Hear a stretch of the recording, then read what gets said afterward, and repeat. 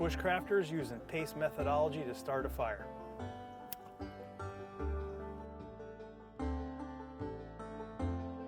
Alright, so today we're going to go over building a fire kit based on where you're located, like where you're going to be out hunting, fishing, hiking, camping, bushcrafting, or is it a survival situation? And so based on where and then how you're going to carry it, right? So a lot of different pathology that's going to go into how to build the kit. We do that based off of a PACE methodology, so primary, alternate, contingency, and emergency, and that gives you many possibilities to start a fire with different kit. So what we like to do is carry our kits, fire, water, shelter, in pouches, right? It makes it easier to get them out of your bag and know what's in what. Okay. So, you know, in the old days, they might have called this a possibles bag, right? So you have different examples of possible bags. We love these tough possum pouches. You could do something if you're kayaking or, you know, by the water, something in a small Pelican case that's waterproof, because you want to keep your materials dry. Okay. Or like something as cheap as a U.S. Marine Corps sustainment pouch. I see.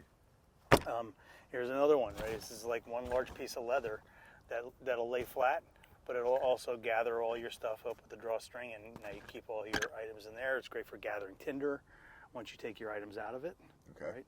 Here's a oilcloth that actually will become a tray once it's snapped together. And all these are just containments for your fire kits. Now, what do we put in your fire kit?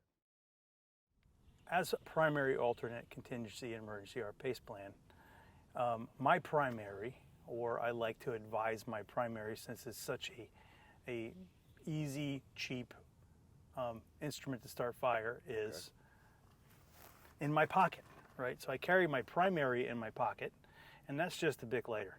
Okay. Right, so like this Bic lighter with a little bit of modification and taking the safety off, so I could use it with gloves, and it starts easier. What I'll do is I'll wrap this with Gorilla Tape, and then within the Gorilla Tape I'll put a little bit of Vaseline and a cotton ball with Vaseline, and then I'll put I wrap on top of that some Kevlar cordage, right? So Kevlar cordage is like 350 pound rated. Okay. So it's great for lashing. It's a little sticky, and it'll also cut through things. Okay. Right, so you could use it as multi-function device, but this is carried in my pocket, and for the reason of, number one, it's my primary, so I want to get to it quickly. Two is that in the cold, you'll want to keep your lighter in your pocket so it starts. Okay. Right. Now with a lighter, we can go with something as a Bic that is in one of these Exotac containers, which keeps it waterproof. It's the same lighter, but it is inside this, so it just won't get wet.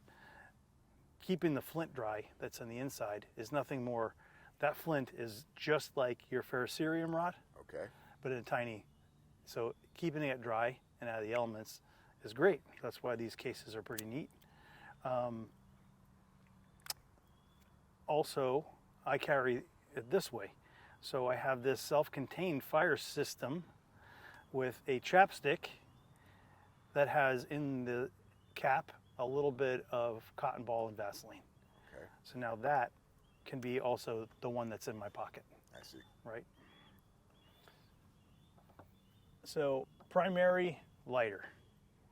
Alternate, I go with the ferrocerium rod. Right? Okay. So ferro rod is super high temperature, and when it's scored with like a knife that is 1095 carbon steel, will produce great sparks. Very simply, and this will last a long time. Like one of these rods can last years.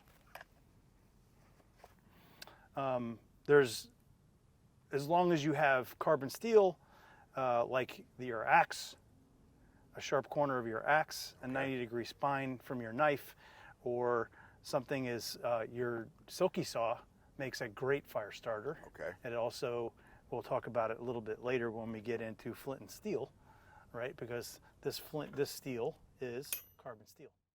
something else that you can build off of the one item, right? So this is our alternate. Okay. But on this item, we have paracord. One, so you can use a high visibility cord, so in case I drop it and the leaves, I can find it. Yep. And secondly, I wrap the end with some duct tape or Gorilla Tape.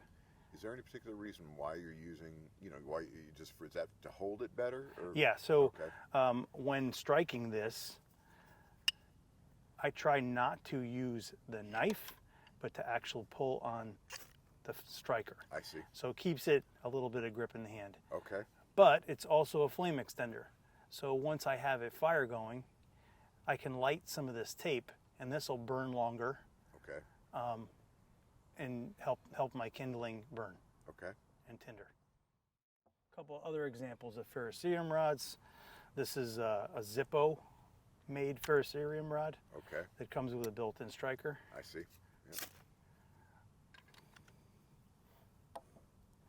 And then our contingency, right? So we have a primary, alternate contingency.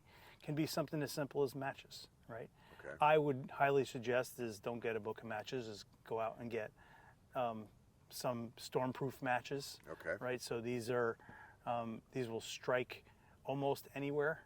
Okay. They do have a striker on the sides. You can buy a fancy one made by Yuko. You can get something like these here by Zippo.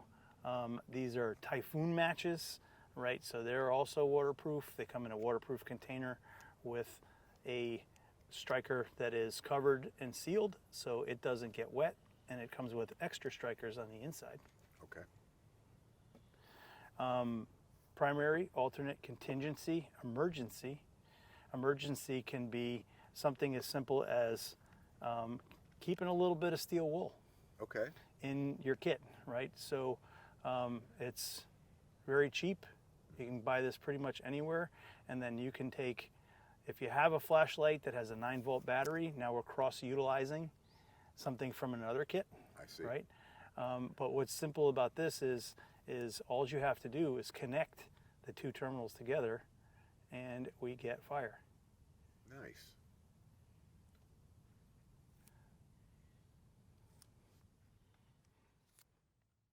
So we've gone over primary, alternative, and contingent. Yeah. But my question is why is the ferro rod, I guess, a higher classification or alternative, and the matches are a contingent? What right on. What right qualifies on. So those that's two? a really good question. Based on your limited supply, right? Okay. So matches, you're going to run out of matches before you're going to run out of ferrocerium rod. So I keep these for later on in case we're there for a prolonged time. This is going to last years, where this is the number of count of matches that you have. I see. And then if you get to this point, then we are going to talk about flame extenders. So making your one match light several fires over and over again once the match has gone out. Okay, gotcha.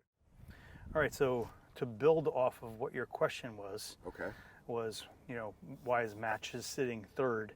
Once we run out of these matches or getting low on these matches, right, we're going to want to be able to keep building fires for the next day that comes up or the next week that comes up. So that's where we get into flame extenders. So flame extenders can range from anything from something that's pre-made, like these fire starters, right? So we can tear these up and then strike our ferro rod on that or light it with a match. And that'll burn for like several minutes, depending on the brand and what they are. Right? Here's some fire plugs, and they're basically the same material. These do have to be processed, so you're gonna shred them up a little bit, bust them up. Okay.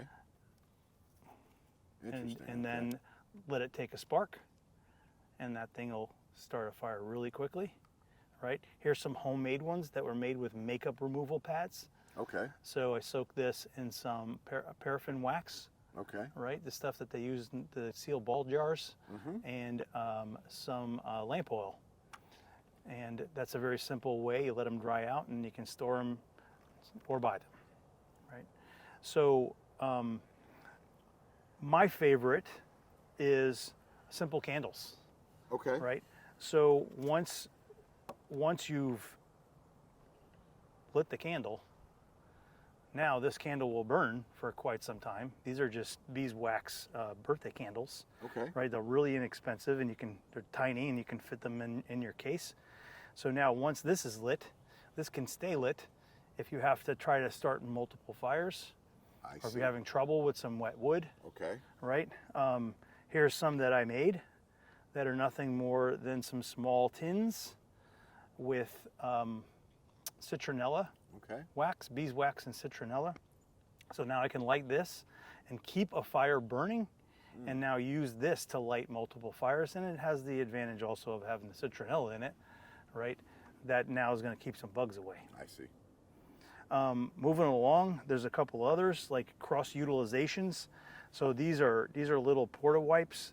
These little guys are towels Okay. that are come in a tablet form, and normally, I mean, they're great to have in your bag to keep yourself fresh and clean. Okay. They drop them in a little cup of water, and they expand, and they're just like a nice little toilet that you can wash your face or wipe your ass. Backside action. Yeah, right. But cross utilization of this is I carry a Trangia alcohol stove. So if you drop this in some alcohol and you let it expand, now this becomes a fire starter that's high temperature, and it burns for quite a while. Wow. Okay. So this is a great little cross utilization between hygiene and fire. Nice. Okay. Mm-hmm. I get it. This is a fun one.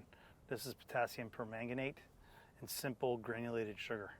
So it's a combination of the chemical reaction and the friction between the two.